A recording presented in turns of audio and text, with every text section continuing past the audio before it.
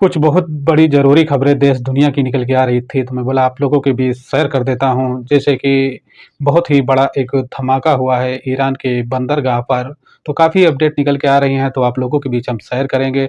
और कुछ भारत से अपडेट निकल के आ रही हैं, जैसे कश्मीर में आतंक हमले के बारे में तो कुछ अपडेट आई है, तो आप लोगों के बीच शेयर करेंगे। तो आपसे वो एक ही रिक्वेस्ट रहता है कि वीडियो को लाइक और सब्सक्राइब और शेयर ज़रूर करना। बढ़ते हैं दोस्तों, जो खबरें निकल के आ रही हैं, जहाँ पर देखा जा रहा है कि इज़राइल में अभी भी इज़राइल जो है गाज़ा के ऊपर हमला कर रहा है, और हमला के साथ-साथ देखा जाता है कि काफ़ी बड़ा नुकसान भी पहुँचा रहा है। लेकिन हमास का कहना है कि इज़राइल के जो हमले हो रहे हैं, उस हमले पर काफ़ी प्रभाव नहीं हो रहा है, और प्रभाव के साथ-साथ हमास ने इस बात की भी जानकारी दी है कि इज़राइल के जो काफ़ी सेना हैं, उनको भी मार गिराया है।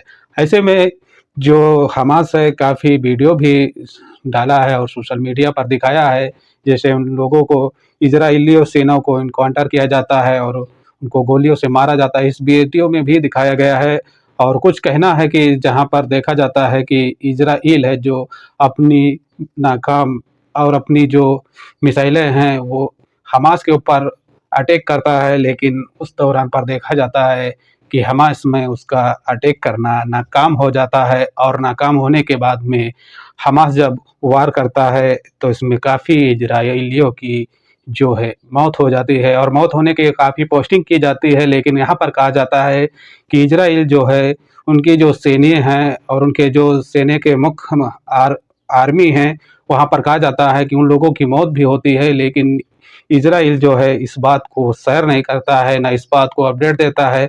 हालाँकि काफ़ी सेना और उसमें जो देखा जाता है कि काफ़ी जो उसके कर्मचारी हैं, और कर्मचारी के साथ-साथ कहा जाता है कि काफ़ी योद्धाओं को मार गिराने का काम भी किया जा रहा है। गाज़ा भी अपनी कुल कोशिश कर रहा है कि इज़राइल का मुँहतोड़ जवाब दें, और ऐसे में मुँहतोड़ जवाब देता है काफ़ी सेना, और उनके जो ठिकाने हैं परमाणु उनको भी नुकसान पहुँचा रहा है। दूसरी इम्पोर्टेंट अपडेट जो निकल के आ रही है कि जैसे कहा गया है कि ईरान के बंदरगाह पे जब हमला हुआ, और हमला का कहा जाता है कि बहुत ही बड़ा धमाका होता है, और उस धमाके में तकरीबन 4 लोगों की जगह पे ही मौत हो जाती है, और कम से कम 516 लोगों को बताया जाता है कि बुरी तरह से घायल हो जाते हैं। घायल होने वाले को हॉस्पिटल में एडमिट कराया गया है, जहाँ पर देखा जाता है कि धुआँ का एक बहुत ही बड़ा गुब्बार उठता है, और गुब्बार उठने के बाद में बहुत ही बड़ा धमाका होता है, और धमाका होने के बाद में एरिया में एक सनसनी का माहौल बन जाता है, और काफ़ी लोग इस मामले को जुटाने की कोशिश करते हैं। लेकिन देखा जाता है कि अभी तक कोई अपडेट नहीं आया है कि ये हमला कैसे किया गया है, कौन लोग किए हैं, अभी इस बारे की जानकारी जो है मिली नहीं है। ऐसे में सर्च ऑपरेशन जो है इसका शुरू कर दिया गया है, और जहाँ से कुछ अपडेट आती है तो हम आपको नेक्स्ट वीडियो में शेयर करेंगे। कुछ ताज़ी खबरें जो भारत से निकल के आ रहे हैं पालेगाँव में, जैसे कि काफ़ी टूरिस्टों के ऊपर जो हमला किया गया है, जो आतंक हमला हुआ है, वहाँ पर कहा जाता है कि काफ़ी इसमें सर्च अभियान चलाया जाता है, और सर्च अभियान के दौरान पर देखा जाता है कि नरेंद्र मोदी ने एक बहुत ही बड़ा बैठक किया है, और बैठक के साथ में काफ़ी बड़ा कुछ निर्णय लिया है। निर्णय के साथ-साथ देखा जाता है कि जो पाकिस्तानी भारत में रह रहे थे, उनको 48 घंटा तक का समय दिया गया था कि जितने पाकिस्तानी हैं, भारत से चले जाएँ। ऐसे में कहा गया है कि पाकिस्तान के ऊपर काफ़ी एक्शन भी लिया गया है। जैसे कि देखा जाता है कि जो पाकिस्तान से पानी जाने का रास्ता रहता है, उस पे भी भारत सरकार पाबंदी लगा दी है कि ऐसे में भारत को जो पानी हम देते थे, उस पे भी रोक लगाया है। और रोकने के साथ-साथ कहा जाता है कि जो पाकिस्तानी भारत में रह रहे थे, कोई काम कर रहे थे या टूरिस्ट पे आते थे, तो हालाँकि उनको वीज़ा जो है उसपे भी पाबंदी लगा दी गई है, और पाबंदी के साथ-साथ देखा जाता है कि वीज़ा भी रिजेक्ट कर दिया गया है। इस बात में जानकारी दी गई है। ऐसे में कहा गया है कि जो आतंक हमले होने के बाद में काफ़ी लोगों का सवाल भी उठता है कि जब वहाँ पर पाकिस्तान के बॉर्डर पर जब भारतीय सेना रहती है, और सेना के मौजूद में कैसे जो आतंकवादी रहते हैं, उस अंजाम उस घटने को देने के लिए अंदर कैसे आ जाते हैं, इस पर काफ़ी लोगों का सवाल उठ रहा है। और सवाल के साथ-साथ देखा जाता है कि काफ़ी ठिकानों पर देखा जाता है कि जहाँ पर आतंकी रुकते थे, उन ठिकानों को नाबूद कर दिया गया है। और नाबूद करने के साथ-साथ कहा जा रहा है कि अभी भी सर्च ऑपरेशन जारी है।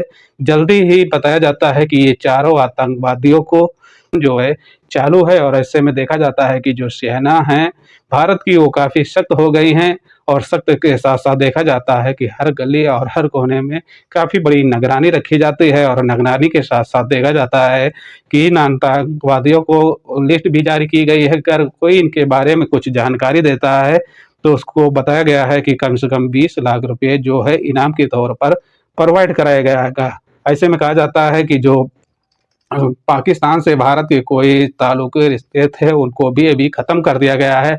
और ख़त्म करने के बाद में कहा जाता है कि काफ़ी बड़ी पाबंदी लगाई गई है। और पाबंदी के साथ-साथ देखा गया है कि जो 48 घंटा का समय दिया गया था, उस समय में कुछ और बढ़ाया गया है। उस समय का बताया जाता है कि 1 मई तक का तय कर दिया गया है कि जितने पाकिस्तानी भारत में हैं, उनको भारत छोड़कर अपने मुल्क जाना होगा।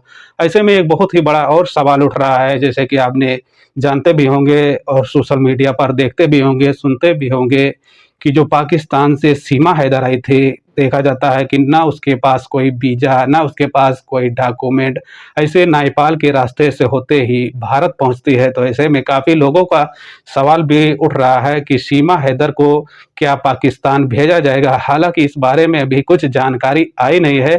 और ऐसे में देखा जाता है कि भारत में जो पाकिस्तानी हैं, उनको बाहर निकालने का काम भी शुरू कर दिया गया है। और इसके बाद में देखा गया है कि जल्दी ही जो ये हमलावर हैं, जो 24-26 लोगों की कत्ल किए हैं, जो टूरिस्ट हैं, जो इसकी गलती नहीं रहती, जो मासूम लोग घूमने के लिए आते हैं, विज़िट करके वहाँ पर देखने के लिए आते हैं, उनको ऐसी बुरी तरह से मारकर और हत्या कर दिया जाता है। तो देखा जाता है कि भारत में नहीं, पूरी दुनिया में इन आतंकियों को ख़त्म करने के लिए एक आदेश दिया जाता है कि कैसे भी इनको ख़त्म किया जाए। क्योंकि ऐसा माहौल ख़राब करने का, जहाँ पर देखा गया है कि कश्मीरियों का कहना है कि जो वहाँ पर उन लोगों का धंधा चलता था, जैसे कि उनका फ़ायदा काफ़ी होता था टूरिस्ट लोगों से, ऐसे में टूरिस्ट वहाँ पर जाना जब बंद कर देंगे तो कश्मीरियों का क्या हाल होगा। उनके देखा जाता है कि जो कमाई होती थी, जो इनकम होती थी, वो टूरिस्टों से फ़ायदा होता था वहीं पर, और कोई उनका एक बिज़नेस नहीं रहता था। ऐसे में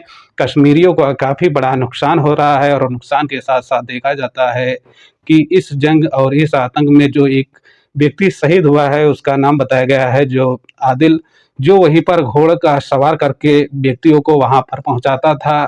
घर का इकलौता लड़का था। ऐसे में देखा जाता है कि मुठभेड़ में जो आतंकवादी थे, उनसे लड़ जाता है। प्रगटों के ऊपर हमला करने के दौरान पर देखा है कि उनकी जान बचाने के लिए आतंकियों से लड़ता है।